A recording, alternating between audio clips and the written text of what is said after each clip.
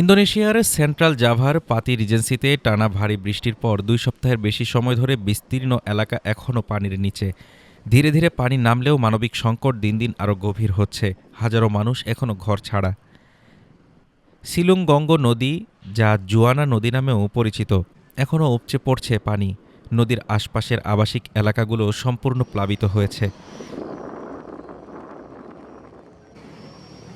স্থানীয় দুর্যোগ ব্যবস্থাপনা সংস্থা বিপিবিডি জানায়, পাতি রিজেন্সির অন্তত ১৩টি গ্রাম এখন পর্যন্ত বিচ্ছিন্ন অবস্থায় রয়েছে।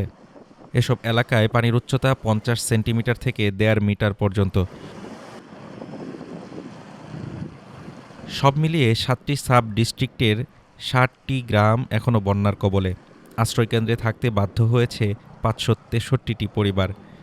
যদিও অনেকেই নিরাপদ স্থানে সরে গেছেন, তবে এখনও কিছু বাসিন্দা পানির মধ্যেই নিজ নিজ বাড়িতে অবস্থান করছেন।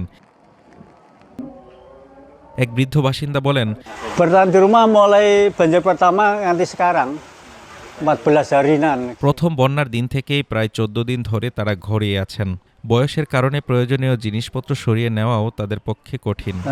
Saya kan ya itu পাতি সামরিক জেলার কমান্ডার টিমোথিউস যোগী আনান্ত জানান, terkait penanganan banjir, terutama pendirian posko terutama posko apa istilahnya?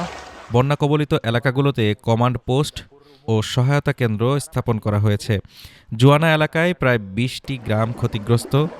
নিয়মিত টহল চলছে, নৌকা প্রস্তুত রাখা হয়েছে এবং দুর্গতদের মধ্যে ত্রাণ বিতরণ করা হচ্ছে। বন্যার কারণে একাধিক সাব ডিস্ট্রিক্টে যোগাযোগ বিচ্ছিন্ন হয়ে পড়েছে। ক্ষতিগ্রস্ত হয়েছে অবকাঠামো, ফলে ত্রাণ পৌঁছাতে দেরি হচ্ছে অনেক এলাকায়। সামাজিক বিষয়ক মন্ত্রী সাইফুল্লাহ ইউসুফ জানান, ১৯ জানুয়ারি থেকে মাঠ পর্যায়ে কমিউনিটি রান্নাঘর চালু করা হয়েছে। সেখান থেকে প্রতিদিন প্রায় ৩৬০০ খাবার সরবরাহ করা হচ্ছে বন্যা কবলিতদের জন্য।